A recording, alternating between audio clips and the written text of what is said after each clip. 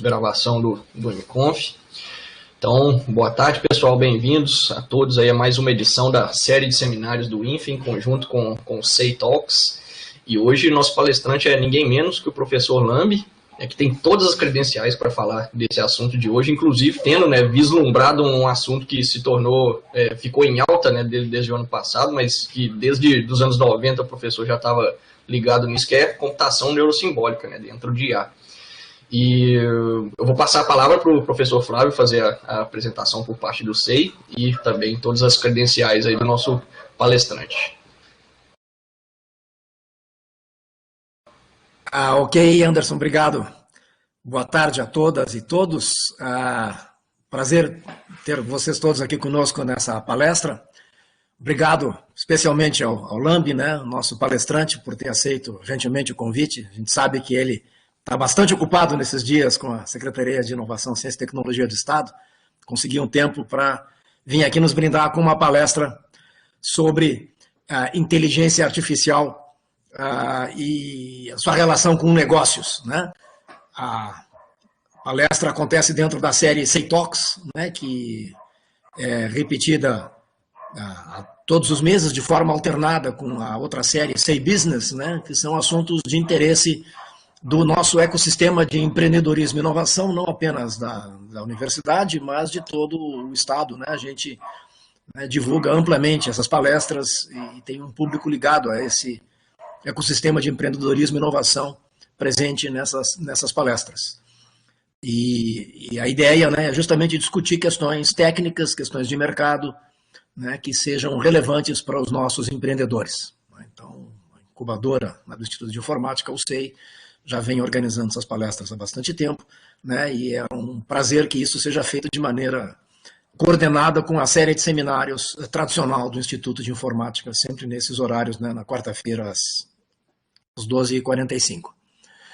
Então, hoje nós temos o privilégio de contar com a presença do Luiz Lambi, como nosso palestrante. Ele vai falar para nós sobre inteligência artificial, ciência, negócios e ética. O Lambi tem, inclusive, uma vinculação especial com o SEI. Ele foi vice-diretor do SEI já no passado, além das muitas outras coisas do seu currículo. O Lambi tem um doutorado em ciência da computação pelo Imperial College em Londres no ano 2000. Ele é professor titular do Instituto de Informática da URGS, foi diretor do Instituto de Informática. Para mim, o privilégio foi vice-diretor na minha gestão, na direção do Instituto. Ele foi pró-reitor de pesquisa da URGS, é o atual secretário de Inovação, Ciência e Tecnologia do Estado, embaixador da rede Embrapi de Inteligência Artificial. O Lambi tem uma longa experiência na gestão de ciência, tecnologia e inovação. Ele foi um dos líderes da concepção da Aliança para a Inovação entre a URGS, a PUC e a Unicinos, que tem feito um grande trabalho aqui no Rio Grande do Sul, e participou da gestão e da concepção de uma série de programas importantes de fomento e incentivo à inovação no Estado, e eu saliento em particular a concepção da nova Lei Gaúcha de Inovação, agora divulgada em 2021.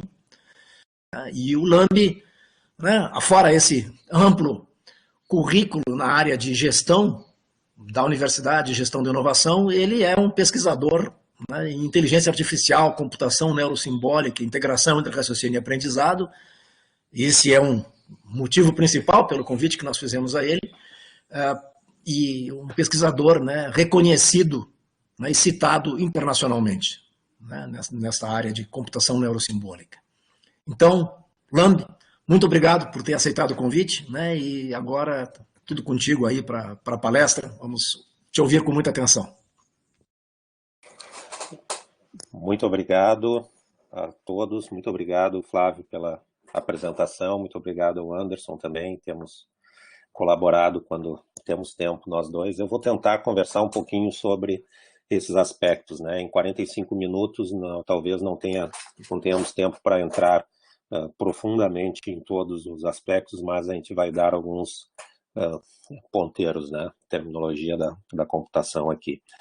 Então, essa imagem eu tenho usado em muitas palestras, principalmente para alertar para o momento que a gente está vivendo. Em alguns momentos históricos, o conhecimento passa a ter preponderância e passa a ter relevância, e nós estamos vivendo agora um desses momentos, onde economia do conhecimento, aquilo que nós produzimos cientificamente, particularmente nesta área, na área que nós trabalhamos, na área de computação, tem uma relevância econômica, e muito mais de relevância econômica, tem um impacto social, um impacto humano gigantesco, né? Sem dúvida nenhuma, a tecnologia, particularmente a tecnologia de computação, tem transformado a atividade humana. Até algumas visões do passado não se aperceberam de que a tecnologia era sim uma ferramenta, mas ela passou a ser muito mais do que uma mera ferramenta como se enxergava no passado. Isso merece outras amplas discussões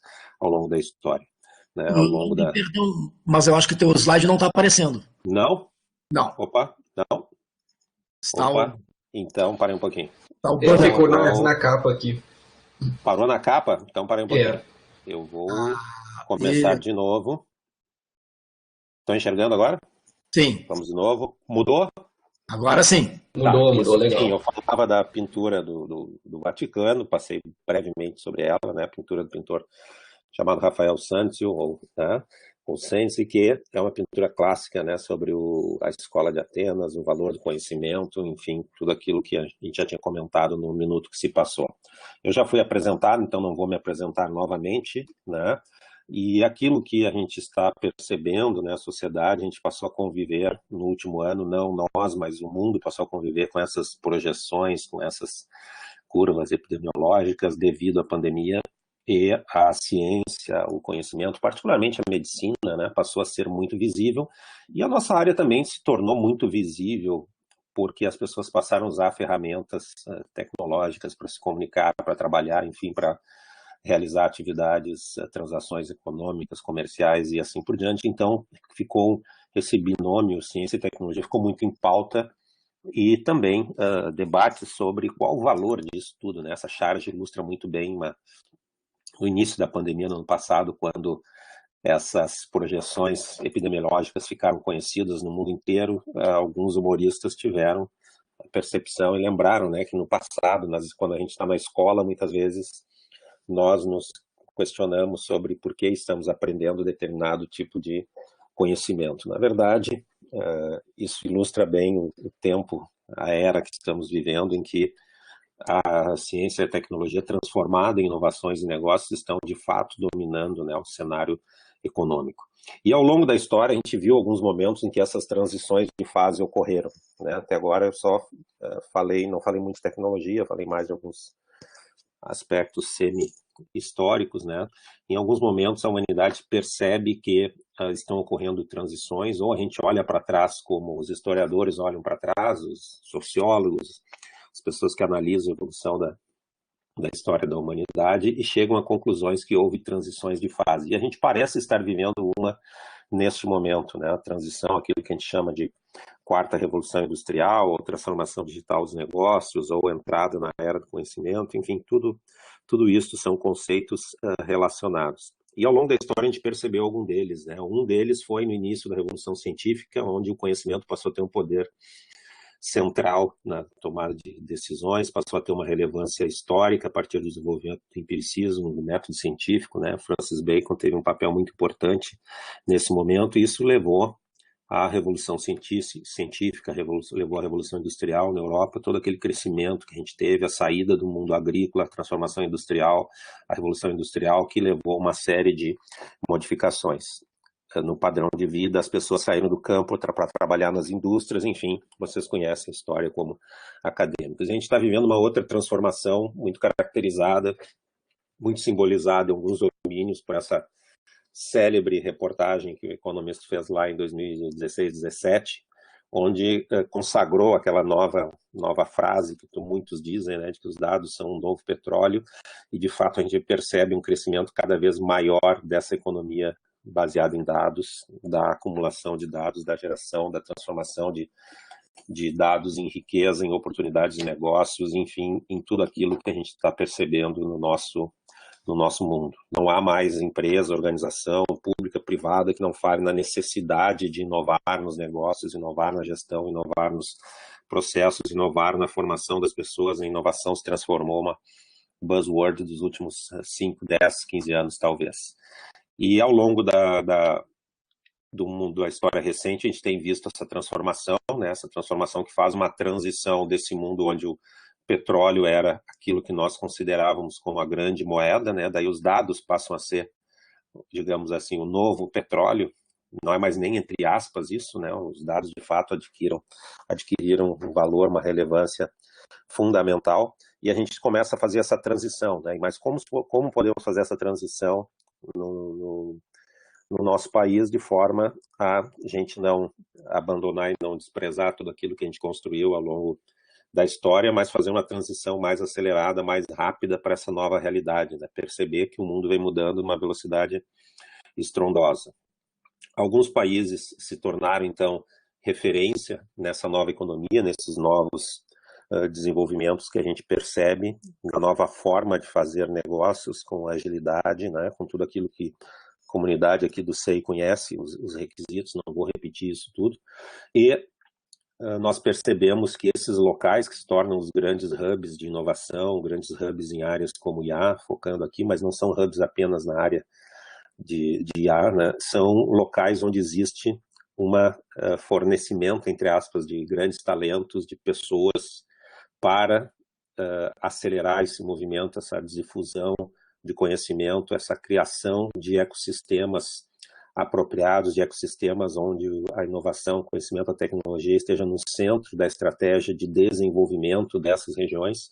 E existe muito apoio, né, da regulamentação ou da desregulamentação do ambiente de negócio, de venture capital. Enfim, existe aquele modelo quádrupla hélice que nós tanto falamos na universidade, academicamente, como um modelo vencedor de sucesso, né? Um modelo que nos leva a desenvolvimento econômico, nos leva a crescimento econômico com também uma série de impactos positivos sobre a sociedade. E essa mudança toda, essa formação desses hubs de inovação, ele vem alicerçado em algumas mudanças paradigmáticas que nós tivemos aí nos últimos 30 anos, e de fato essas mudanças foram aceleradas, implicadas e são correlacionadas a desenvolvimentos em computação, não é? A partir do surgimento da web nos anos 90, a gente percebe, nós, profissionais de computação, a gente percebe, a gente oferece e a gente considera, né, um período no qual a usabilidade, a exploração e a massificação do uso de computadores conectados através de redes, né, através de uma rede global, a web permitiu, através de uma interface, através de uma tecnologia de muito mais fácil de usabilidade por parte de vários domínios do conhecimento, por vários domínios também da economia, setores econômicos, ela acelerou a velocidade das transações, né, entre pessoas, da troca de informação entre pessoas pela facilidade de uso que ela ofereceu. E como consequência da web, a gente tem essa realidade que hoje se apresenta a nós, né? Essas inúmeras empresas, né? Essas inúmeras empresas que operam na web, na internet, né? E que se transformaram em verdadeiros gigantes globais, né? Gigantes no sentido de serem maiores do que o PIB de 99%, 90% dos países, né, do mundo. A gente não precisa tocar tanto assim nesse ponto entre pessoas que são especialistas, mas esse cenário onde os dados passam a ter preponderância, surge também uma outra tecnologia que era vista até com uma certa desconfiança, né? Nós que somos do mundo acadêmico, a gente é muito cético, né, sobre tudo aquilo. Embora nós sejamos inovadores, nós também somos céticos, porque a gente tem a tendência a refutar hipóteses, né, no mundo acadêmico, tendência a ser muito crítico em relação a experimentos, em relação a resultados muito rigorosos, e surge no final dos anos 90, começa a se ter uma certa visibilidade já no final de 90, a área de IA, que tem uma série de percalços históricos por N motivos aqui, e um dos marcos importantes foi aquela famosa série de partidas entre o Kasparov, então campeão mundial, e o sistema Deep Blue da IBM, né, um hardware e um software extremamente avançados. Foi, na verdade, um sistema específico desenhado de sistema de inteligência artificial, que alguns depois dizem que não é inteligência artificial, mas tudo bem, são conceituações, que foi capaz, então, de vencer um campeão mundial de xadrez. Isso foi um sinal fraco daquilo que estava por vir em termos de IA, né? Bom, nesse cenário tecnológico, a gente tem uma explosão tecnológica, mas uma outra um outro requisito entra nesse contexto, que é o requisito agora da sustentabilidade, né? Nós estamos vivendo um momento em que os avanços tecnológicos e as grandes organizações de tecnologia e todas as demais organizações econômicas passam a ser pressionadas também por questões vinculadas à sustentabilidade, os famosos princípios ESG, né, que tem a ver com o meio ambiente, a sustentabilidade, a governança responsável, como a própria Mariana Mazzucato, que é uma das grandes autores, talvez a maior autora nessa área, né, sempre coloca. Então, a gente está vivendo também uma transformação nesse sentido, a própria transformação de valores. Se a gente pensar no início da Revolução Industrial, aquela fumaça, aquela quantidade de chaminés que a gente tinha emitindo, né, a queima de combustíveis fósseis, na verdade, era mais o carvão, aquilo era visto como um sinal de progresso. Vocês podem olhar os documentos históricos sobre aquilo, né, do orgulho que aquilo gerava nas pessoas. E a transformação que nós estamos vivendo, ela é, em termos de impacto histórico, alinhada às grandes transformações, às grandes transições de fase que nós tivemos, porque nós temos influenciado agora a transformação digital, tecnologias como IA, as tecnologias de computação, elas passaram a influenciar todos os setores, por nós estarmos lidando agora com tecnologias cada vez mais transversais ou verticais, alguns dizem horizontais, dependendo de como tu desenha, né, a tua linha ou matriz ou pirâmide econômica. Não há setor que não é impactado pela tecnologia, passando pelo setor financeiro, agronegócio e também implicações. A gente tem a fotografia do Macron aqui, né, reclamando sobre os ataques de hackers sobre a sua campanha. Então, a gente passa a ter papel decisivo em todos os domínios da sociedade, daí a grande visibilidade das empresas, das organizações que trabalham com dados, trabalham com comportamentos, trabalham com aquilo que a gente denomina de conhecimento. Claro que tu pode usar o conhecimento da melhor forma que tu tiveres, dependendo, né, da agregação de conhecimento que tu tem dentro da tua organização. E a gente passa a ter resultados também muito significativos, né? Essa notícia aqui é do final de 2019, e eu sempre usava essa manchete aqui da CNN Business, que fala, né, o dia dos solteiros da Alibaba arrecadou quase 40 bilhões de dólares.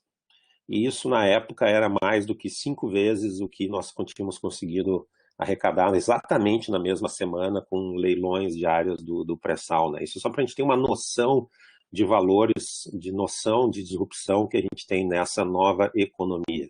De novo, ninguém está dizendo que a economia tradicional não tem valor, não é isso. A gente está dizendo que as noções de valor, as noções de conhecimento agregado e o valor que a inovação passa a ter nos negócios é gigantesco, e isso tem a ver com aquilo que a gente está conversando. Da mesma forma, se a gente analisar aquela outra fotografia ali no canto do JP Morgan, essa fotografia que eu mesmo tirei numa conferência de IA em 2018, não é novo, portanto não é da semana passada, né? Aproveitei no final da conferência, no final da tarde, quando o pessoal das bancas vai embora, dos estandes vai embora, e tirei a fotografia para mostrar quais eram as áreas que eles estavam contratando. E a gente fica pensando, se eu quero trabalhar no JP Morgan, os maiores bancos do mundo, eu tenho que ser formado em economia e saber tudo de economia. E, na verdade, o que o JP Morgan estava procurando ali são pessoas com grande conhecimento em computação. E o que está colocado ali são áreas de fronteira, né? Robótica, cybersecurity, né? Questão da segurança da informação, game theory, deep learning, modelagem bayesiana, visualização de dados, comércio, né? Eletrônico, modelagem de séries temporais, enfim. Espera-se que as pessoas que vão trabalhar e ter um papel relevante num banco sejam essas, né? Então a gente migra para essa economia de fato digital.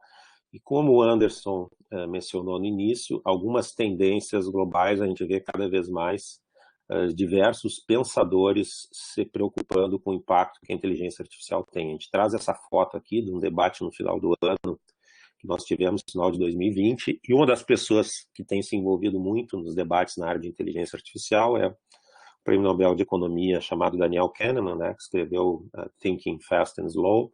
Ele publicou outro livro agora, recentemente, chamado Noise, que também tem a ver com, se a gente analisar o livro, tem a ver com decisão humana, tem a ver também com questões que ele coloca sobre tecnologias de IA. Enfim, o ponto aqui é que nós passamos a ser centrais nos acontecimentos globais, né? A gente passou a ocupar manchetes centrais dos principais veículos de comunicação. por isso que a gente diz, aquela visão de computação ou de tecnologia meramente como ferramentas é uma visão que tem que ser revista, porque o mundo mudou muito, tendo visto a consequência da própria computação. Outras questões que têm colocado a gente no centro também das discussões são as questões de sustentabilidade, como eu mencionei. Isso é um report de estado da arte, né, da Royal Society, publicado agora em 19 de maio de 2021, que fala sobre como as tecnologias digitais, como a computação, tecnologias de IA, são mencionadas aqui, devem, na verdade, né, ter um papel fundamental na transição para a economia de baixa emissão de carbono, né? Computing for Net Zero é para a gente chegar em 2050 com zero emissões. Esse é um dos objetivos que grande parte dos países ocidentais tem, e cientistas do mundo inteiro têm se reunido para discutir esta pauta. Então, aliado à pauta da computação tendo um papel fundamental nessa transformação econômica e social que nós estamos vivendo, a pauta da sustentabilidade, ela igualmente tem uma importância extremamente relevante. E surge aqui uma oportunidade, sem dúvidas, de negócios que tenham esse aspecto colocado no centro do seu plano de negócio, no centro da sua estratégia, né? Nós temos poucas empresas no qual a tecnologia de computação, tecnologias de IA aliada à sustentabilidade tem sido explorada como um nicho de negócios. E uma empresa dessas, potencialmente, ou negócios nessa linha vindo do Brasil, tem um impacto global ainda maior, porque o Brasil é centro das preocupações mundiais ambientais. Enfim, só para fazer um comentário colateral aqui. E o que a gente percebe também, em adição a tudo isso que a gente tem colocado, é que os países têm enxergado estas áreas como prioridades, né? Como áreas que merecem a priorização. Se a gente analisa o quanto a China tem investido em P&D, né, em pesquisa e desenvolvimento, ou em pessoas e desenvolvimento, são números estrondosos. A China definiu áreas prioritárias que têm a ver muito com aquilo que a gente realiza no âmbito do Instituto de Informática, na nossa comunidade nacional de computação. Ela, de fato, colocou áreas como robótica, como análise de ciência de dados, como IA, no centro das suas estratégias nacionais de investimento. Tem uma política muito agressiva nesse sentido, né? Uma política de formação de pessoas, uma política de incentivo a laboratórios nacionais-chave nessa área, incentivo a centros nacionais de engenharia, né, para gerar tecnologias e produtos que rapidamente se transformam em empresas, em startups, uma estratégia nacional extremamente audaz, né, extremamente empreendedora, extremamente agressiva. Da mesma forma, os Estados Unidos têm aumentado os investimentos nesse setor, embora a própria comunidade acadêmica sempre peça por mais investimentos em pesquisa e desenvolvimento. E se a gente for comparar os países europeus, né, eles estão numa outra ordem de grandeza ainda em termos de investimento em pesquisa e desenvolvimento, mesmo eles planejando investir cada vez mais nessas áreas. Então, esse contexto mundial, de novo, né, a gente fica pensando toda essa evolução que nós tivemos, a gente pode pensar, mas será que nós precisamos de tecnologia? Será que a gente precisa de computação? Será que a gente precisa de inteligência artificial? Você tem enormes riquezas naturais que podem ser exploradas? Bom, talvez a gente precise, porque se a gente analisa os rankings das maiores corporações mundiais, lá em 1940, abrindo parênteses aqui, durante a guerra existia, né, um grande esforço que os europeus faziam para ter os americanos como aliados. E um desses esforços incluía uma série de missões diplomáticas. Tem um famoso discurso que o Churchill deu na Universidade de Harvard, em 1943, onde, estimulado a pensar sobre qual seria o futuro dos impérios, como é que seria a reorganização global naquele cenário, ele disse que não, que os impérios do futuro seriam os impérios da mente, né, seriam os impérios daqueles que soubessem organizar o conhecimento.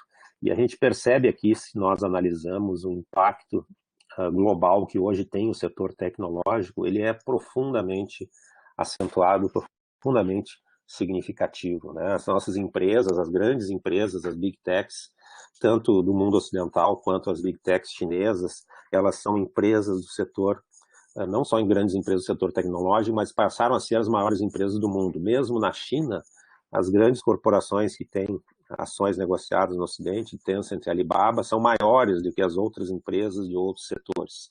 Então, isso é algo que veio para consolidar, né, para mostrar uma transição de fase, uma transição de era que nós estamos vivendo. E esses rankings vêm se consolidando nos últimos 10 anos, o papel das empresas de conhecimento, o papel das empresas de tecnologia. E se nós formos pensar no patrimônio, né, patrimônio que essas empresas têm em termos daquilo que elas têm valor, qual seria o patrimônio que elas têm nas suas sedes, nas suas corporações, digamos assim, né? Desculpa, me expressei mal. Qual seria o grande patrimônio que essas empresas têm? Na verdade, se a gente pensa em qualquer uma dessas grandes empresas, o patrimônio maior que ela tem é o conhecimento das pessoas que lá trabalham, pois que cada vez que nós compramos alguma ação ou nós investimos numa empresa como essa, nós estamos apostando, na verdade, que as pessoas que lá trabalham serão capazes de produzir uma nova inovação a partir do conhecimento que eles têm armazenado. Eles não têm outro tipo de patrimônio que não seja o patrimônio intelectual que eles desenvolvem.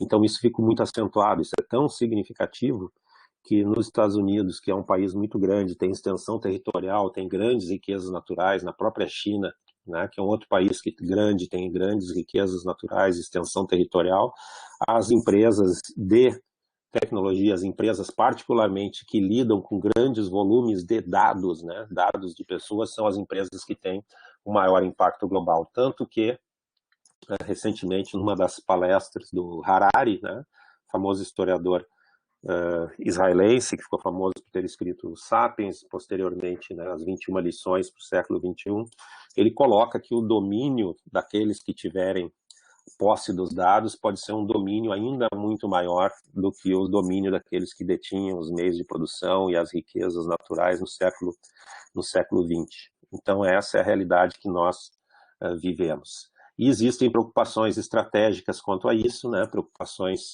dos países mais relevantes no cenário econômico global, preocupações de grandes lideranças americanas sobre potencialmente estarem ficando para trás nesses investimentos, nesta priorização destas áreas que são essenciais nesta era digital, como alguns colocam. Isso tem implicações sobre segurança cibernética, tem preocupações, implicações sobre geopolítica. Então, de fato, é por isso que a gente fala agora e comenta e repete isso, a tecnologia deixou, esse tipo de tecnologia deixou há muito tempo de ser uma ferramenta, ela passou a ser central do ponto de vista estratégico e ela usa, de certa forma, outros insumos como ferramentas para a tecnologia. Né? A gente tem implicações também, não só geopolíticas, como são colocadas por grandes lideranças internacionais, nós temos preocupações sobre o mercado de trabalho. Aí a gente usa fontes como a própria consultoria McKinsey, que é talvez a consultoria mais respeitada que a gente tem, né? Uma das maiores e mais respeitadas, justamente porque concentra capital intelectual dentro da empresa, e ela coloca que, inclusive, trabalhos que são considerados nobres, não repetitivos, como o próprio trabalho dos CEOs de empresa, poderiam ser automatizados utilizando tecnologias, inclusive, que já existem. Então, a gente imagina aqui que se 20% do trabalho que um CEO realiza pode ser automatizado, vamos imaginar a implicação sobre outras áreas, né, sobre outros domínios, sobre outros tipos de trabalho. Da mesma forma, se coloca aqui também um número similar aqui do trabalho, do processo, da atuação legal pode ser simplificado utilizando ferramentas. Isso tem sido utilizado, a gente sabe que vários tribunais e cortes têm usado inúmeras ferramentas para sumarização de texto, jurisprudência e assim por diante. Bom, do ponto de vista econômico, continuando esse ponto sobre a relevância do setor, em 2019, no Fórum Mundial de Davos, a temática principal, a mais discutida, foi as implicações da inteligência artificial sobre a economia, sobre o mercado de trabalho. Né? Até numa reportagem lida, um texto organizado também pela McKinsey, se colocava que era impossível entrar em qualquer sala e não ouvir as pessoas comentando sobre o impacto da IA na economia, impacto no mercado de trabalho, impacto nas relações entre os países, impacto nas estratégias nacionais de desenvolvimento. Isso mostra o quanto o desenvolvimento de planos consolidados, de estratégias nacionais, passou a ser uma necessidade. Nós temos várias estratégias nacionais de áreas estratégicas, né? Estratégias nacionais de áreas consideradas centrais e prioritárias. Há estratégias de defesa, estratégias de segurança pública, estratégias de educação, estratégias para a área da saúde, e os países passaram a definir, a partir de 2017, mais ou menos, estratégias nacionais para lidar com inteligência artificial. Esse mapa até está um pouco desatualizado, mas o ponto não é esse. O ponto é a gente mostrar o quanto países de diversos níveis de desenvolvimento, diversos continentes, diversos perfis demográficos, diversas constituições econômicas, eles priorizaram e definiram estratégias nacionais para o trabalho na área de IA, né? O Brasil definiu, publicou a sua agora no início do ano. E só para dar um exemplo, né, eu gosto de usar muito esse exemplo dos Emirados Árabes. Os Emirados Árabes não só definiu uma estratégia nacional lá em 2017, e é um país que depende fortemente da produção de petróleo, todos nós sabemos disso, tem uma riqueza natural muito significativa, mas foi o primeiro país que definiu também a formação de um Ministério da Inteligência Artificial. Existe um ministro da IA nos Emirados Árabes, né, que foi o primeiro país que apontou alguém que tivesse um cargo formal com esse título. E a gente pode pensar por que será que eles fizeram isso, né? Um país justamente que só vive e tem um impacto significativo na indústria do petróleo, justamente porque eles não podem depender exclusivamente de uma fonte, né? E pensando no futuro, qual o caminho que eles querem tomar, né? E, de fato, a gente precisa escolher caminhos, só para quebrar um pouco o ritmo aqui da palestra. A gente precisa definir estratégias, precisa definir planos, porque, como dizia o Lewis Carroll, né, se a gente não sabe para onde está indo, a gente pode pegar qualquer estrada que não vai fazer diferença nenhuma. Ou seja, se a gente tiver uma estratégia aleatória, a gente simplesmente não sabe o que está fazendo e não sabe por que os resultados também são atingidos. Então, nesse contexto, é muito importante a gente entender que priorizar áreas, priorizar setores em que a gente percebe uma possibilidade de um crescimento econômico com impacto sobre a sociedade potencial no futuro, de médio e longo prazo, é algo extremamente importante em definir para onde vamos, onde investiremos e onde vamos fazer a seleção de recursos públicos, inclusive, né, que serão depositados e serão investidos em áreas, né, em áreas estratégicas. E esta área tem sido vista como uma área que tem um potencial econômico muito grande. Esses dados também são dados pré-pandemia, na verdade são dados da PwC, uma outra consultoria de impacto global, e eles estimam que o impacto da IA sobre a economia mundial até 2030 poderia atingir 15,7 trilhões. Isto é algo extremamente significativo, né? Porque se a gente for pensar, pouquíssimos países vão até 2030, né? Muito poucos países vão produzir, né? Vão ter um PIB de 15,7 trilhões até lá. E isso é ligado a duas grandes áreas que eles separaram aqui.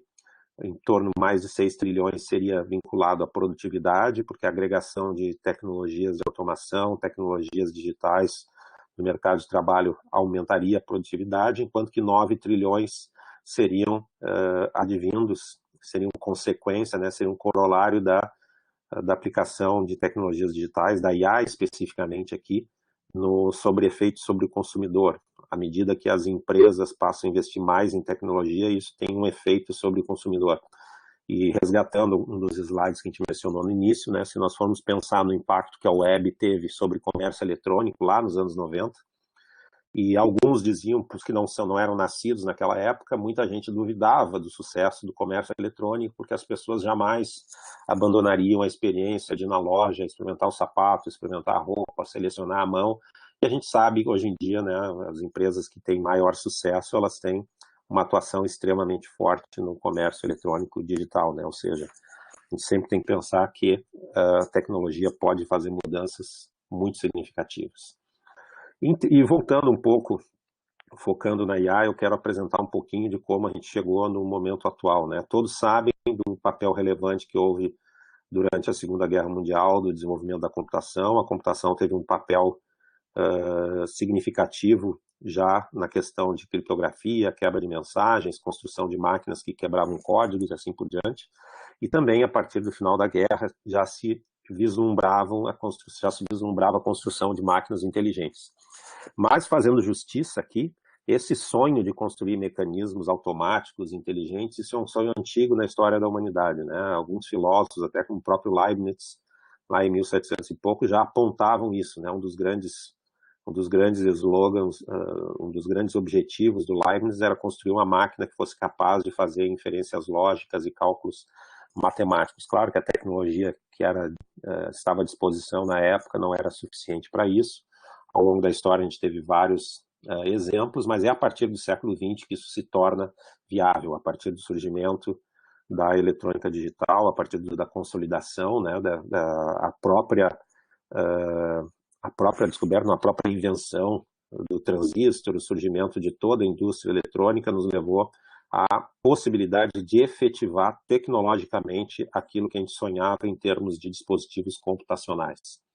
E chegamos nesse momento, o momento atual, onde esses sinais fracos que a gente via, né, para quem trabalha com sinais sempre tem essa percepção, não é o meu caso, trabalho com eletrônica de sinais nisso, nem com ondas, mas a gente recebeu sinais fracos nos últimos 20, 30 anos, esses sinais, eu repito aqui, né, aquela questão do Garry Kasparov, que foi derrotado por um sistema de computação. Nós tivemos depois aquela famosa série de partidas entre o sistema IBM Watson e os vencedores do jogo Jeopardy na TV americana, e ao mesmo tempo, né, toda essa evolução da IA, que a gente infelizmente não tem tempo para comentar aqui, né, nos últimos minutos que faltam, toda essa evolução da IA que foi construída ao longo do tempo, construída a partir dos anos 50, ela teve vários percalços, teve momentos de mais descrença, teve momentos de mais sucesso, mais expectativa, e a gente chegou hoje em dia numa realidade onde a gente fala, onde as empresas de diversos setores da economia estão sendo alterados, né, e modificando seus paradigmas de produção devido à inteligência artificial. Se a gente for falar na indústria automobilística, que é responsável por grande parte da atividade industrial no mundo, pela questão do transporte, pela questão do transporte de carga, transporte de pessoas, transporte individual, transporte coletivo, um dos grandes objetivos que a robótica, a IA, os veículos autônomos, né, que existia um grande desafio da DARPA no início dos anos 2000, que era construir veículos autônomos. Essa questão de produzir veículos autônomos foi absorvido pela indústria automobilística e isso pode ter um impacto gigantesco sobre inúmeros outros setores que se relacionam com a indústria automobilística.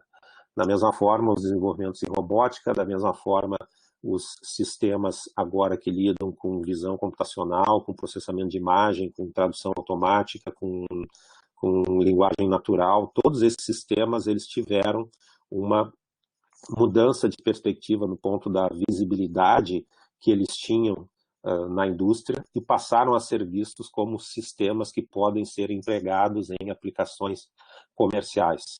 Certo? Então, a gente vive um momento onde a IA, pela capacidade de lidar com grandes volumes de dados, pela capacidade de dar respostas do ponto de vista de negócios interessantes e respostas promissoras, ela se torna também uma ferramenta-chave, não só em alguns setores específicos, mas em diversos setores da economia, né, iniciando no agronegócio e chegando até a indústria aeroespacial.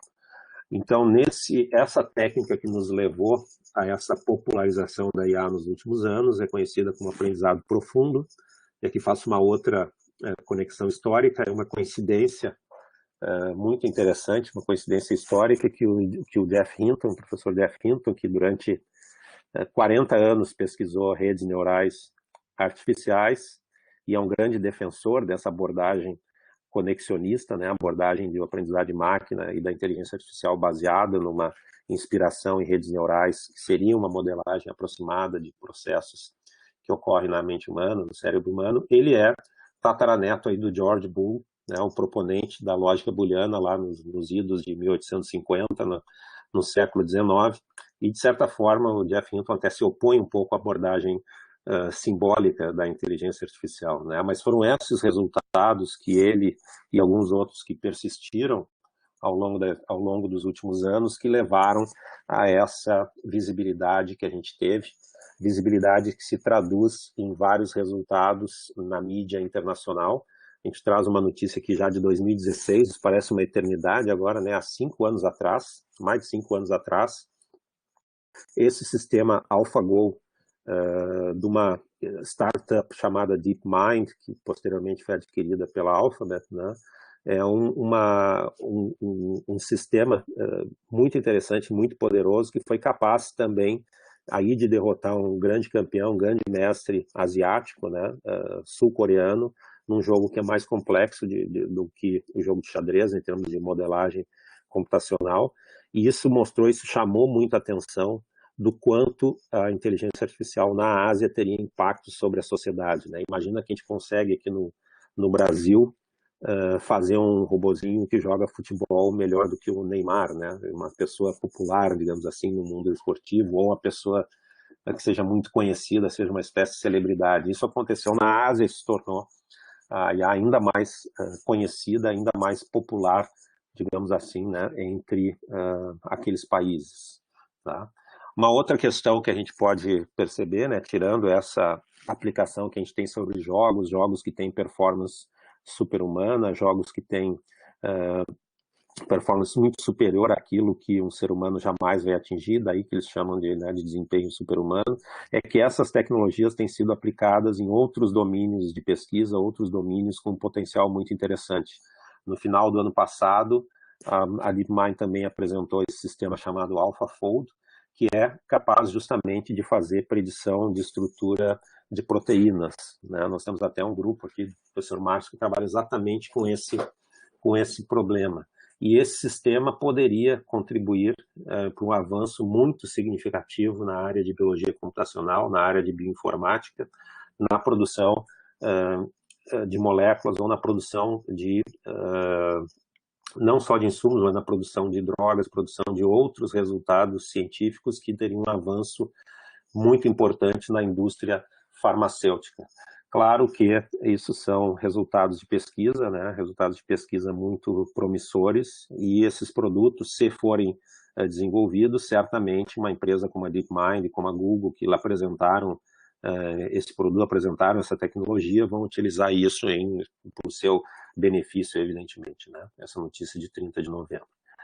Mas quando a gente fala leigamente, né, a gente fala dos resultados impactantes que a IA tem no mercado financeiro, a IA tem estrategicamente, que as tecnologias digitais estão disruptando o mundo, mas o que quando a gente abre um livro-texto, o que a gente enxerga lá dentro que a gente precisa saber para trabalhar nessa tecnologia? Então, olhando aqui no mundo real, né, o mundo real da tecnologia, ele é um pouco menos bonito e um pouco menos prazeroso, né, do que aquilo que a gente enxerga nas manchetes, nos jornais, né, na mídia. Eu falei jornal, as pessoas nem leem mais jornal, né, só usam notícias em redes sociais e outras formas. E a realidade é que a complexidade da área não é trivial em termos de ensino, né?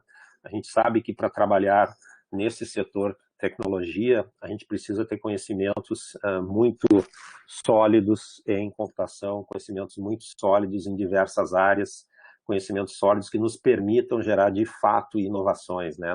Não apenas fazer uso de ferramentas de construção de sistemas. E toda essa formação mostra que a área de inteligência artificial não se reduz apenas à área de aprendizado de máquina ou de deep learning. Nós temos toda uma parte de search, de restrição, de satisfação de restrições, né, que estão colocadas dentro da área de solução de problemas, toda uma parte de inteligência artificial simbólica vinculada à representação de conhecimento, inferência e raciocínio, toda a parte de incerteza e probabilidade, tudo isso é colocado dentro de um conjunto de conhecimentos básicos que uma pessoa, um profissional, idealmente deveria saber para atuar na área.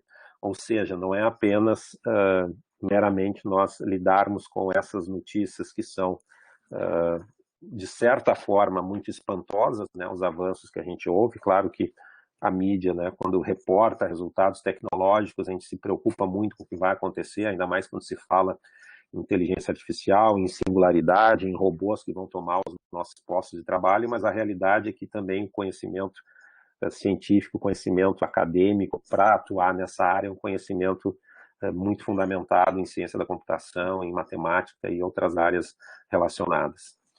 E para falar um pouco de tendências em termos de pesquisa, o Anderson mencionou brevemente sobre sobre esse ponto, né? O que a gente tem percebido agora, nos últimos anos, nos últimos 2 anos, digamos assim, a gente percebeu que na última década os sistemas de aprendizado de máquina, particularmente aprendizado profundo, baseado em redes neurais, né?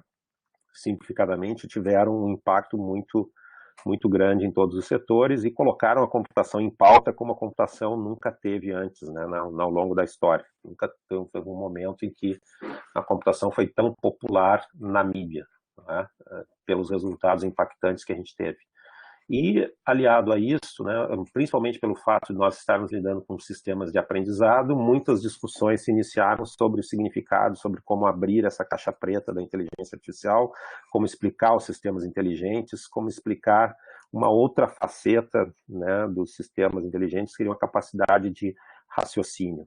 Os nossos sistemas construídos, eles são muito bons para lidar com reconhecimento de padrões, construção de correlações, classificação de imagens, né, com a classificação de gigantescas bases de dados rotuladas e anotadas, mas esses sistemas não integram a capacidade de aprendizado com outra habilidade cognitiva, como, por exemplo, o próprio raciocínio. E é daí que vem essa área que o Anderson mencionou de computação neurosimbólica, que de fato a gente vem trabalhando aí há uns 20 anos nessa área. Agora esse domínio despertou a atenção de algumas grandes empresas, como a IBM, como Samsung, como Microsoft, todas elas têm trabalhado nessa linha, isso tem gerado algumas notícias na mídia mundial, né? E isso tem chamado a atenção também de outras lideranças científicas, o próprio Daniel Kahneman, né, que é um prêmio Nobel de Economia. A gente teve a sorte de conhecer uma vez pessoalmente antes da pandemia, né, tem uma fotografia com ele aí, depois participamos de alguns debates com ele, e ele vê essa necessidade dessa integração de paradigmas, entre paradigma simbólico e paradigma neural, porque, na visão dele, que é um estudioso do raciocínio humano e do processo de decisão humano há 50 anos, né, prêmio Nobel justamente nessa área, a questão do raciocínio rápido, né, no Thinking Fast and Slow, e do raciocínio reflexivo certamente possuem componentes simbólicos que se comunicam, né, nessa questão da comunicação entre o processo de raciocínio rápido, raciocínio devagar, a forma como a gente raciocina e como a gente modela isso em sistemas artificiais, sistemas de inteligência artificial. Bom, fica um paper com referência, não vou entrar nesse ponto.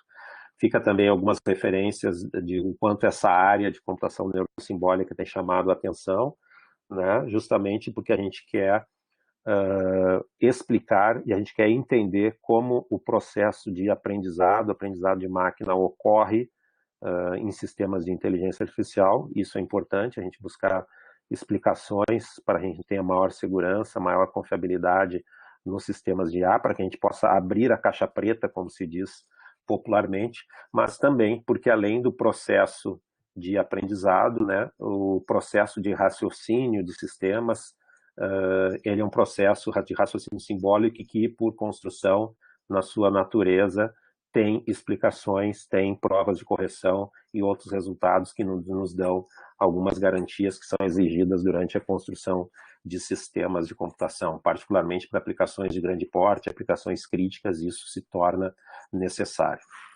Bom, essa abertura de parênteses para falar um pouco dessa tendência em particular, eu também apresento aqui um quadro global em termos de pesquisa do que tem acontecido nos países. Se a gente analisa academicamente nas principais conferências o que tem ocorrido, a gente percebe que a China se consolidou como um país que mais produz academicamente na área. Sem dúvida, os resultados que eles tiveram da priorização de áreas como a computação, de áreas como IA, de áreas como a robótica, se reflete não só no ambiente de negócios, mas toda a construção da pirâmide de conhecimento, desde a base, os investimentos que eles fizeram na área, se coloca também na ponta, na produtividade científica, na qualidade daquilo que eles têm produzido em áreas de ponta como a IA.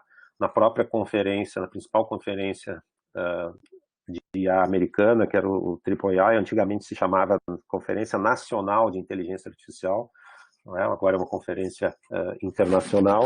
O país que mais apresenta e submete artigos hoje em dia já é a China, para a gente perceber o quanto isso tem se tornado um diferencial e o quanto isso tem sido priorizado por alguns países como uma área estratégica, né? Mas, aliado a isso, e também pensando um pouco nas consequências que nós temos tido ao longo, e as cobranças que nós temos tido da sociedade, as cobranças que nós temos observado de lideranças políticas, lideranças sociais, de pessoas que trabalham e pesquisam sobre o mercado de trabalho, pesquisam sobre a ética das relações entre a tecnologia e os seres humanos, nós temos percebido cada vez mais uma cobrança sobre a necessidade de estudarmos as consequências éticas, consequências sociais, consequências humanitárias da transformação digital, do uso de tecnologias como IA. Isso tem se tornado referência nos grandes estudos anuais que são publicados. Esse AI Index é um estudo anual que é publicado a partir do Centro de Inteligência Artificial centrada no ser humano da Universidade de Stanford, junto com a McKinsey, Google e outros grandes parceiros, e se tornou o grande guia mundial, o grande relatório mundial anual sobre a inteligência artificial. E um dos pontos que eles colocam são as métricas, né, e as medidas que a gente deve ter do impacto da IA sobre o ser humano. A gente também teve uma participação na produção desse relatório, porque lá em 2018 nós fizemos uma análise do quanto a ética e quanto ética em IA era assunto de artigos publicados, né, em conferências técnicas da área, e nós percebemos que muito menos de 1% dos artigos tinham qualquer relação ou apresentavam explicitamente qualquer análise das implicações éticas da tecnologia. Isso chamou a atenção desse relatório porque a gente percebe que cada vez mais essas questões de vieses, a questão de ruídos nos sistemas, todas essas questões que têm implicações sobre o ser humano levam a inúmeros debates e a inúmeras implicações. Nós temos vários exemplos de vieses, por exemplo, em mecanismos de tradução automática que são muito utilizados por nós temos vieses em sistemas de reconhecimento de face, né? Reconhecimento por visão computacional, ou por deep learning, ou por combinações de diversas técnicas. Esse sistema também tem sido assunto de regulações e de normativas em diversos países do mundo. A própria pesquisadora aqui, Joy Buolamwini, que ela se tornou muito famosa e muito conhecida por isso, porque justamente ela mostrou que esses sistemas eles tinham falhas, apresentavam uma série de limitações quando eles tinham que reconhecer rostos e faces que não pertenciam aos dados de treinamento, ou tinham questões de reconhecer pessoas que tinham cor da pele diferente e assim por diante, levantando uma série de implicações éticas sobre o uso da tecnologia. Outro exemplo polêmico que tem gerado uma série de discussões também éticas é o desenvolvimento desses Large Language Models, né, que se chamam esses modelos grandes de linguagem, ou na verdade esses large já são agora huge, né, são gigantes, eles usam bilhões de parâmetros. Esses modelos são capazes de produzir textos quase como se fossem textos de autoria com alguma intervenção humana.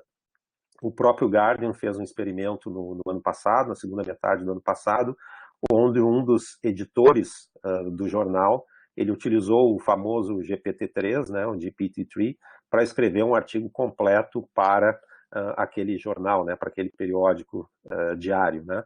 E o que ele disse, o que declarou o editor, foi que o tipo de edição que ele fez foi uma edição compatível com o que ele faz tipicamente de uma reportagem escrita por um determinado jornalista, ou seja, ele diz que o texto produzido quando ele interagiu com a ferramenta era um texto que tinha uma qualidade suficiente para ser publicado num jornal com uma intervenção pequena, na opinião dele, né, de edição, certo? Isso nos leva a essas preocupações globais, que tem sido assunto nos últimos anos. Nos últimos 4, 5 anos nós temos visto um crescimento dessas preocupações sobre o impacto ético das tecnologias de IA, tecnologias digitais.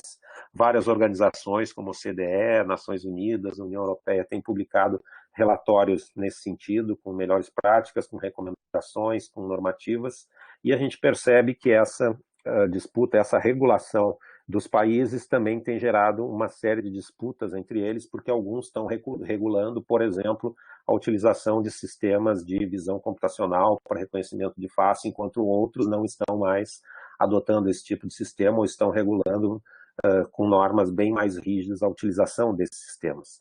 Ou seja, as implicações éticas passam a ter um papel central também no uso dessa tecnologia, né? E, finalmente, nesse contexto todo, onde a gente tem um desenvolvimento científico muito acentuado nos últimos 10, 15 anos da área, onde a gente tem a adoção dessas tecnologias por diversas empresas, e as empresas que adotam essas tecnologias estratégicas se tornaram as grandes empresas globais em termos de valor.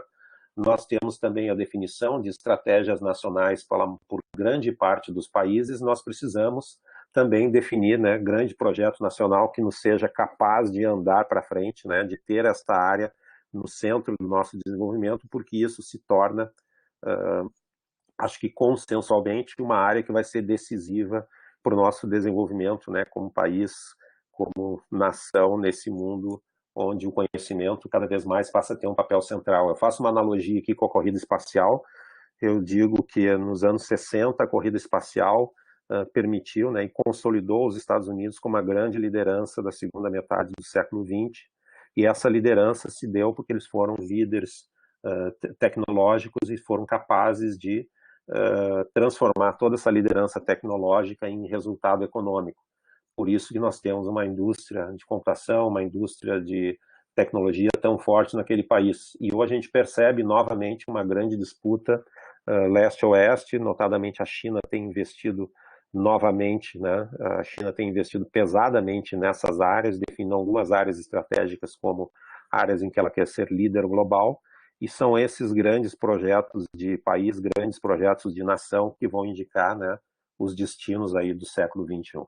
Bom, pessoal, muito obrigado. Só fica uma recomendação final. Quem quiser ler um pouco sobre como manter a dignidade humana nesse mundo de aceleração tecnológica cada vez maior, com mudança no perfil do mercado de trabalho, com uma verdadeira revolução econômica que a gente está vivendo por causa da computação e de tecnologias como a IA, a gente recomenda esse livro aí sobre dignidade econômica de um ex-conselheiro dos presidentes americanos, né, sobre como a gente vai lidar com esse mundo em que, na verdade, a divisão não vai ser entre aqueles que têm recursos naturais e não têm recursos naturais, aqueles que têm petróleo e os que não têm petróleo, mas vai ser entre aqueles que têm capacidade de gerar negócios a partir do conhecimento e aqueles que não têm essa capacidade. Muito obrigado, eu acho que eu fiquei dentro do tempo, pelos meus cálculos aqui, são exatamente 13h45. Obrigado. Muito obrigado, Lambi, pela bela palestra. Tenho certeza que todos vão querer fazer perguntas e comentários. Anderson, se tu puder me ajudar com o chat do YouTube, que eu não consigo ver, eu vou ficar cuidando aqui no MConf, então se tiver... Estou monitorando por lá. Tá bom, ótimo, beleza.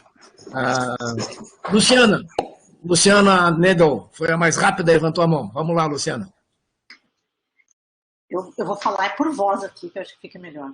Por voz. Então, obrigada, Lambi, pela palestra. Acho que foi bem interessante a gente entender esse contexto geral, né? Eu queria fazer uma pergunta bem local agora, né? Me aproveitando do fato que tu também conhece a situação local aqui no Instituto de Informática da URGS, no campus do Vale.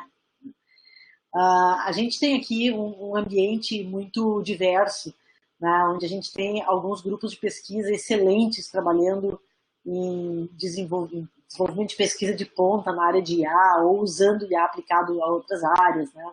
Tu mesmo citou o grupo do Márcio, aí, que trabalha um pouco com essa área de biotecnologia, né? Com esse tipo de aplicação. A gente tem a Mariana Mendonça, que trabalha com aplicações na área médica, né? Um monte de trabalho junto com o Hospital de Clínicas de Porto Alegre, e aí agora vai ser injusta porque eu não vou citar os outros, né? E o que fazem a Luciana também, Muriel também tem trabalho junto com o Hospital de Clínicas. Enfim, a gente tem aqui vários grupos de pesquisa. A gente tem alunos da ciência da computação que tem uma formação forte em IA também, alunos de mestrado, de doutorado, e nós temos as empresas que estão incubadas aqui no SEI. Tá? Então, tudo isso significa que a gente tem essa comunidade diversa e elas todas caminhando, né, em tempos normais, caminhando pelos mesmos corredores, usando os mesmos banheiros, os mesmos restaurantes, né, e é isso que nos garante essa diversidade e essa troca grande. E como é que tu acha, assim, né? O que tu diria para as empresas incubadas no SEI, ou as empresas que estão se incubando aqui, de que forma eles conseguem tirar proveito dos seus produtos, daquilo que a gente está fazendo aqui no Instituto de Informática? Pergunta local essa, bem local. Sim. Não, o que a gente enxerga, né? Eu acho que fica mais claro que a importância da inovação, do empreendedorismo, da constituição das startups dentro do ambiente acadêmico, né? A gente percebe pelas histórias globais de sucesso que a academia também ela tem mudado em muitos lugares, já mudou em muitos lugares. A gente não vai, só para não citar os exemplos ocidentais, mas a gente sempre usa os exemplos, né, da China, pela experiência que todos os alunos, os professores têm, são incentivados a transformar seu conhecimento em tecnologia. O que me parece é que a gente deveria facilitar cada vez mais esse caminho de transformação do resultado de pesquisa num empreendimento. Eu tenho a impressão que esse aumento dessa visão de que resultados de pesquisa devem ser tornados em negócio, e não só resultados de pesquisa, né, o conhecimento que a gente tem, porque muitas vezes a gente não precisa ter a pesquisa de ponta para gerar um negócio. Pode ser pesquisa de ponta, mas não necessariamente. Pode ser exploração de uma oportunidade, né? A gente tem um exemplo de uma empresa aqui que teve no SEI, a própria Aegro, entre muitas outras que estão se tornando empresas de grande porte que utilizam tecnologias que estão à disposição de todos dentro de uma pessoa no Instituto de Informática, né? Esse conhecimento fica dentro das pessoas e muitas vezes ele não é transformado em prol da economia, em prol da geração de oportunidades. Eu acho que a gente deveria ter mais incentivo e ter caminhos cada vez mais facilitados para transformar todo esse conhecimento em negócios, em atividade empreendedora, porque a gente também percebe, né, a gente sempre olha as histórias, tem inúmeras histórias de sucesso de empreendedores que saíram de dentro dos nossos laboratórios, dos laboratórios das universidades, e acho sinceramente que isso pode ser uma nova forma, né, de nós tornarmos ainda mais visível o trabalho que a gente faz aqui dentro. Fica mais palpável para a sociedade se nós tivermos essa divulgação desses resultados que são muito claramente mensuráveis, né? Tu me citasse várias pessoas que têm um potencial, mas existem inúmeras outras. Eu só acho que esse potencial deve ser realizado através de caminhos cada vez mais facilitados para a geração de empreendimentos. Era isso. Obrigada. E se eu permito usar o meu papel de moderador aqui para fazer uma pergunta também, e é uma sequência do que a Luciana falou. Tu citaste, Lambi, áreas de fronteira de inteligência artificial, mas também falaste de que muitas vezes, né, uma startup surge pela identificação de uma oportunidade de negócio e ele usa uma tecnologia de prateleira, digamos assim, um conhecimento dado para resolver um problema que é relevante e que a sacada maior está, de repente, no modelo de negócios, que é original, né, e no fato de usar criativamente aquela tecnologia que já está disponível. Se tu pensares em termos de IA, em particular, tu consegue fazer essa separação entre as tecnologias de prateleira que estão facilmente à mão dos nossos empreendedores, dos nossos alunos que queiram, de repente, criar uma startup e resolver problemas bem práticos da vida das pessoas, né, com tecnologias de prateleira que estão ali prontas. E depois, no complemento, se tu pudesse citar assim, existem coisas que já são um pouquinho mais na área da fronteira, que é mais ainda pesquisa, mesmo pesquisa pelos nossos grupos aqui no Instituto de Informática, ou por outros grupos no mundo, que poderiam, talvez, no curto prazo, gerar inovações, e aí a inovação não é pelo lado do resultado da aplicação, da oportunidade, mas é pelo resultado de uma nova tecnologia realmente que consegue ser colocada em algum novo negócio? Sim. Eu acho que hoje em dia, com a facilitação do desenvolvimento de sistemas, usando ferramentas disponíveis para aprendizado de máquina, que se tornaram muito populares, né? Anderson, PyTorch, TensorFlow, o que for, né? Várias ferramentas dessas facilitam a análise de dados. E tem uma questão muito interessante, né, que as grandes, tirando as big techs, elas têm estratégias próprias, uma velocidade própria e assim por diante, né, é um outro mundo. Eu acho que existem muitas oportunidades com o volume de dados e o volume de problemas que a gente tem no nosso país, né? Tu pega essas grandes bases de dados globais, são bases de dados referentes aos locais onde estão as empresas. Mas tu pega esses grandes sistemas que trabalham com linguagem natural, se referem a sistemas que trabalham com linguagem natural, entre aspas, em inglês, né? Então, tu tem enormes oportunidades num país que tem 200 milhões de pessoas para utilizar, né, essas ferramentas de tecnologia de prateleira, né, ou tecnologia de cérebro, já estão disponíveis para qualquer um hoje em dia, e não era assim no passado, né, Flávio, tu sabe disso, eu e tu somos experientes o suficiente para saber que as ferramentas de prateleira tinham um acesso mais difícil, hoje em dia não é. Eu acho que a gente pode usar essas ferramentas de prateleira para desenvolvimento de aplicações que tenham a ver com os dados aqui de 200 milhões de pessoas. Isso não está ainda no cenário das maiores empresas. Elas iniciam sempre pelo acesso aos dados que eles têm. E eu vejo assim, um conjunto de oportunidades que me parece que é vertical. Não vejo setor da economia gaúcha e brasileira que não tem oportunidade para tu desenvolver com tecnologias de prateleiras, análise de dados e modelos de negócio para esses setores. O exemplo aí da Ego é um deles, e vou dar outros 2 exemplos. A gente tem um setor aqui no Rio Grande do Sul de fintechs, também de ex-alunos nossos, que eles enxergaram oportunidades e estão com as empresas hoje que não são startups, são empresas que de média, muito maiores, são empresas de grande porte, né? Começa com dados locais. A sorte da gente ter uma população grande é essa, as pessoas não... É um mercado potencial de utilização de tecnologias muito significativo com a massa de dados que a gente tem aqui. Tem uma outra vantagem que a gente não explora bem, é que o Brasil é foco de sustentabilidade, foco de problemas e soluções climáticas, né? Eu daria uma olhada nesse setor com tecnologias de prateleiras, porque os ganhos seriam muito rápidos. É a minha perspectiva, né? Obrigado, Lambi. A gente tem uma pergunta aqui da Daniela Brauner, nossa grande parceira do SEI, lá da Escola de Administração. Daniela, tu queres tu mesmo perguntar? Abre o teu microfone aí.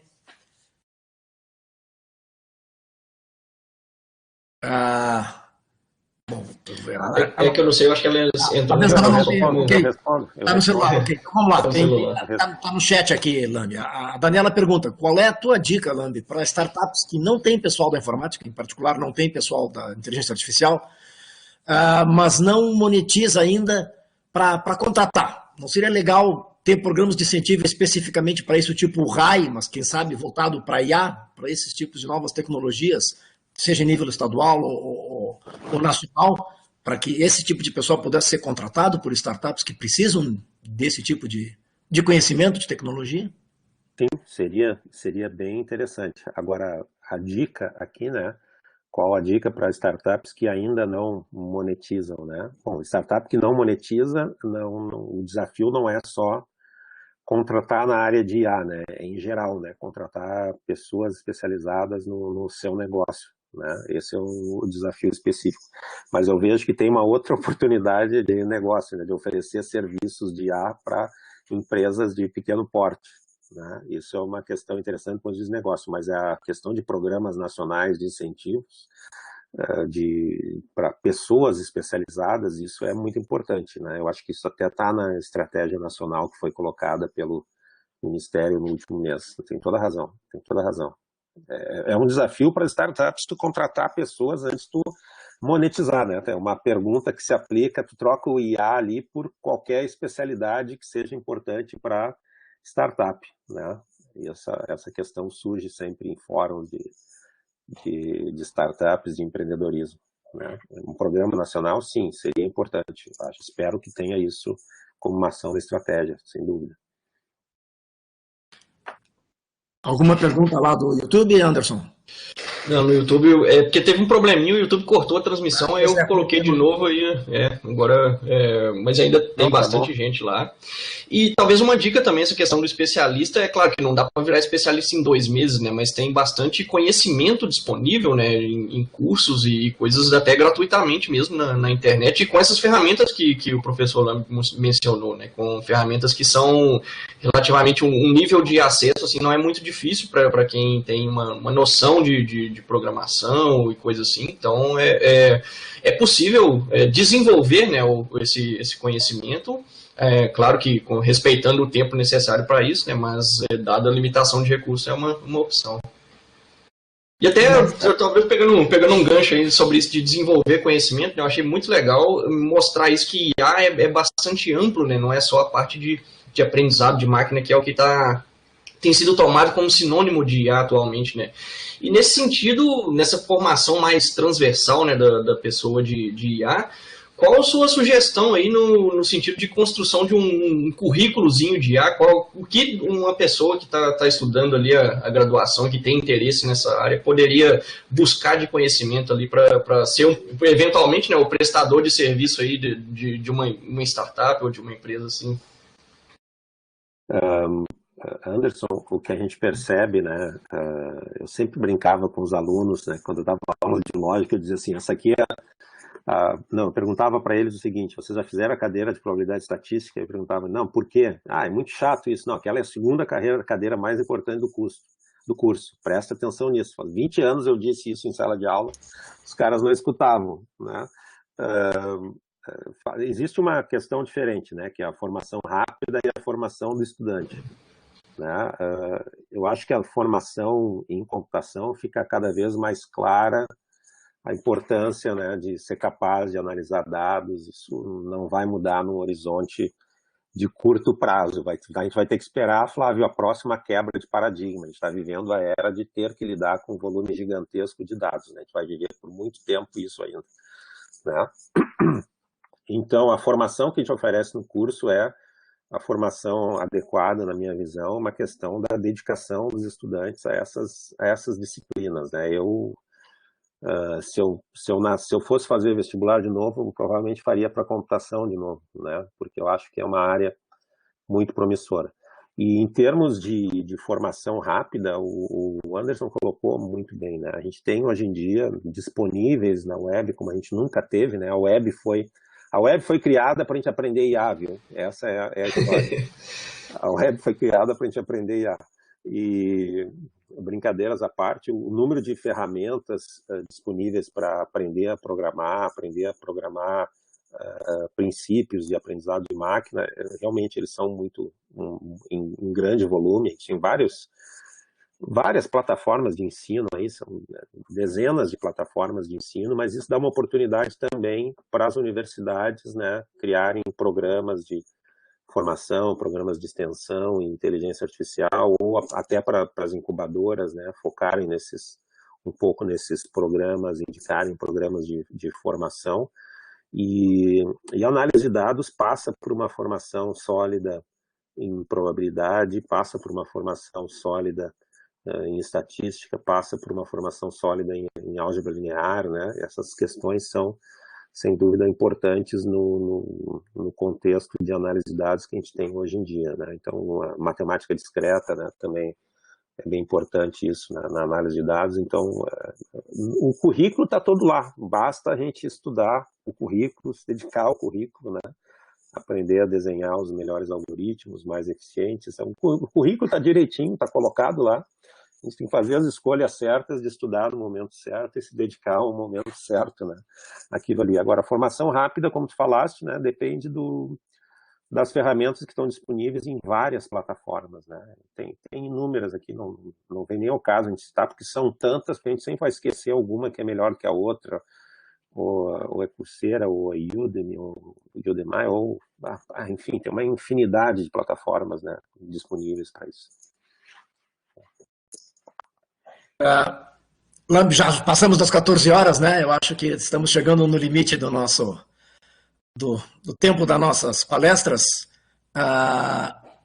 Bom, uma última pergunta que acaba de surgir aqui no chat, Lamb. Vamos lá, uma saideira. Sim.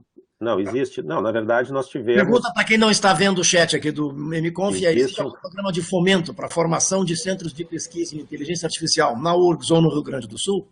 Vamos lá. Nós participamos de uma proposta nacional dos centros de IA, nós somos parte da proposta que foi aprovada, foram múltiplas instituições, a gente trabalhou nessa articulação aqui, né, junto com a FMG e a UFAM. E no Rio Grande do Sul, por exemplo, nos editais que a gente tem lá as prioridades, áreas prioritárias, não é só inteligência artificial, mas é uma das áreas.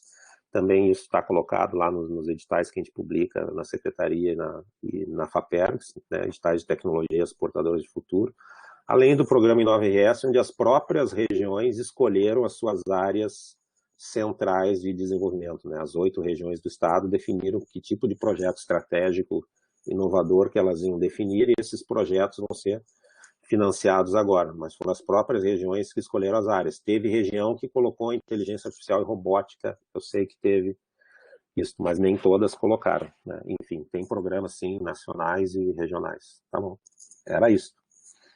Obrigado, Lambi.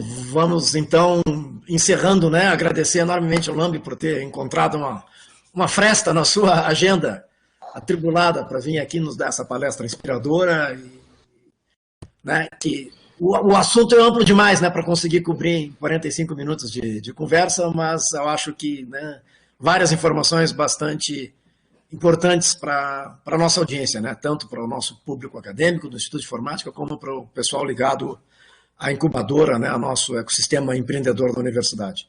Muito obrigado, Lambi, e uma boa tarde para todos, né? A gente encerra aqui, lembra que daqui 14 dias tem mais, né? Daqui 28 dias de novo, né? O SEI e o Instituto de Informática seguem com a sua série de seminários, né, nesse horário sempre. Isso aí, boa tarde a todos, muito obrigado pela grande audiência, boa audiência aí, muito obrigado, professor, por enriquecer bastante aí a nossa série de seminários e o SEI Talks. Boa tarde a todos, tchau. Tchau.